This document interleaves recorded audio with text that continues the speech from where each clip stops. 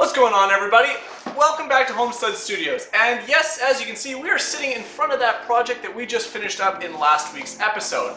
Link up in the top corner if you missed any of those. It was a fun project. Anyways, we're not quite done with this yet because I've had a decent amount of emails in the last little while just asking for some kind of tips and tricks in terms of installing IKEA cabinetry and building the frames, etc., and how to go from kind of just the base standard IKEA looking kitchen to something that looks a little bit more upscale and professionally done. So that is what we're going to be discussing today.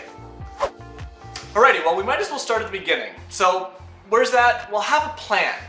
Going into any project, it's a great idea to have a plan and have it down on some form of drawing or piece of paper. Now, whether that is just a simple hand sketch or all the way to something like a 3D professional design program like I used for the bar behind me, create a plan. Now, IKEA makes this about as easy as it can be because they have the IKEA Home Planner, an app or a program on their website that allows you to design everything directly in their space and in their design program, which gives you all their filler panels, all of their cabinetry hardware, all their cabinets, everything you could be looking for in one easy place. So a further tip when it comes to planning is to think about your end gables and your filler panels right from the beginning. So take the bar you see here behind me. I knew I wanted to center the cabinetry in the space, and I knew that I wanted to leave a little bit of room on each side of the cabinets between the final cabinet and the wall. It's just easier when you're opening, having door handles, etc. Well, that all led me to figure out exactly how many filler panels I needed in order to create those spaces.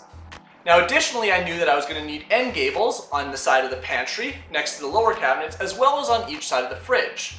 Well, figuring this out all ahead of time allowed me to place my cabinets exactly where I needed them, determine my size ahead of time, and not have to revisit IKEA a whole bunch of times in order to change cabinetry sizes. Alright, so you've placed your order, and now you have mounds of flat pack IKEA boxes sitting on carts. We'll take a minute, first of all, to make sure all of the items on those carts match everything within your design. Ensure you have everything while you're still at the store so you're not making extra trips back to pick up forgotten items or items that were missed, whatever it may be. Finally, once you get them home, unpack and organize those boxes in a specific order. So, lean up the cabinet doors all in one place, put all your drawers in another pile, and finally the cabinet boxes themselves, stack them or lean them in whatever order you plan to assemble and install them. This will make the whole assembly and installation process just that much smoother. So this next item seems dead simple, and that's assembling the IKEA cabinet box. I mean, how hard can it be? It's got step-by-step visual instructions. Well, it's not so much the assembly that's the tricky part, it's where to assemble them. Now, I know people like to assemble them either in the room they're building in or another room and bring them in piece by piece. That's totally up to you. But my tip would be to assemble them on the box they came in. So those flat pack boxes can be easily opened up like a clamshell and spread out on the floor. This lets you build the cabinet box directly on top of them, protecting the melamine surface of the box, so not scratching any of your cabinet boxes, but it also protects any finished floors that could be underneath. Additionally, check your cabinet boxes are square before you nail on the back panel. Grab a tape measure, measure corner to corner on each side, and make sure the numbers match out. It's not often that they're out of whack, but if you've already nailed that back panel in place, it's going to be a real pain in the you-know-what to tighten and square up. Well, you've assembled your cabinet boxes, or maybe you and your partner assembled your cabinet boxes. Heck, you probably even had a fight or two throughout the process. And you haven't even gotten to the installation part yet. And that's where this tip comes in. So I know this should go without saying, but when you're installing the IKEA rail system, which is probably the most critical part of the entire IKEA kitchen ecosystem, make sure it's level. So I like to use a laser level when I'm going and a box level as I'm working. That way I can kind of ensure from two angles or two different methods that I'm working perfectly level throughout the entire process. Because if you are not level at the cabinet stage, it's going to throw off your countertops, which could then throw off your backsplash. And if you're using straight lined or say subway tiles or something like that, you're going to notice if your grout lines aren't square as you go to install them. And then you're going to have to be shimming tiles, etc. And it's just going to be a pain down the line. So take the time and make sure that rail system is dead level right from the beginning. So continuing on with the rail system, you might have to shim it as you're installing it. So what do I mean by this? Well, when you're looking at a drywall wall or a lath and plaster wall in older houses, they look square and they look plumb from afar. But as soon as you put a 7-foot or an 8-foot or a 10-foot, whatever it might be, straight edge against them, you're going to see little bumps and little humps, and the wall's not going to be as perfectly straight as it might seem. This is where shims come in handy because you want to keep that rail nice and straight all the way along, because that'll keep your cabinet fronts nice and straight all the way along as well. So in order to do that, you might have to stick a shim, whether it's a small piece of wood, or I often like to use cedar door shims, in behind the rail while you're installing it. With your rail in place and starting to install cabinets, this is a great time to think about both your end gables and filler panels. I like to install my end gables and filler panels as I go about the entire installation. So on a single wall like this behind me, I just generally work right to left or left to right, whichever makes the most sense. Or in a kitchen that's either L-shaped or U-shaped, I start in a corner and work outwards. So why do I install these as I go versus doing them all at the end? Well, there's a couple reasons for it. First, it allows me to scribe my cuts to the wall. As I mentioned earlier, walls often aren't plumb and they aren't level and they have dips and bows, etc. And it's nice to have that filler panel or that end gable stick nice and tight and not have any gaps that are bigger in some areas and skinnier in others. And by not having cabinets in the way, it's much easier to make these scribes in the beginning versus having to pull cabinets out, scribe them, put the panel in place, then put cabinets back in place, and it just makes the whole process simpler.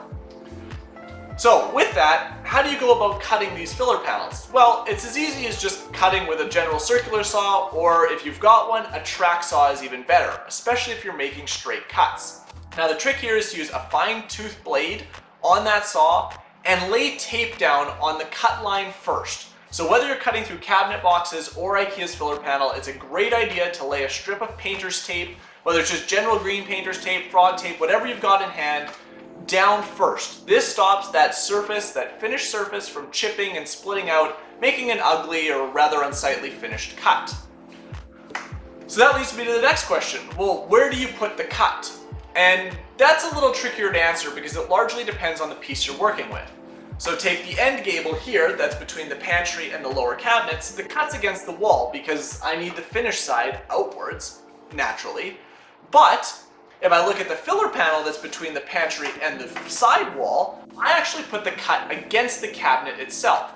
Now, there's a few reasons for this. First of all, my wall, although not perfectly plumb, is dead straight, meaning I didn't have to make any jig cuts or any slightly askew cuts. It was just one dead straight cut.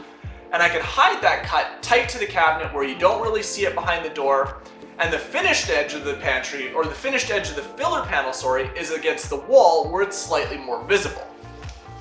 So think about it in your specific situation. Where does it make the most sense to place that cut end of either a filler panel or an end gable?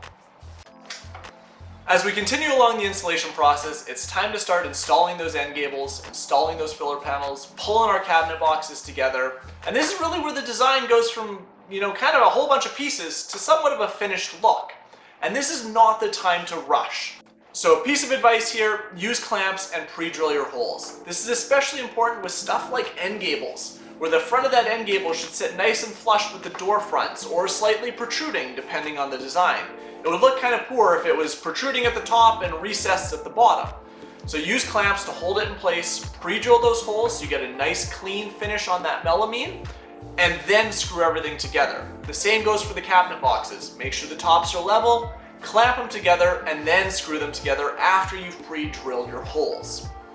My final piece of advice when you're installing an IKEA kitchen is to take the time to adjust your door and adjust your drawer fronts before installing your cabinet hardware. So what do I mean by this? When you first snap your doors or slide your drawers into place, you'll notice that they aren't always perfectly square. Your doors might be slightly askew, or your gap between two doors is bigger at the bottom and smaller at the top, or vice versa.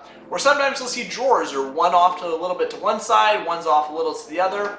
Well, take the time to adjust all of those before you put all your hardware in place and before you put your dampers on your hinges, all of that sort of stuff.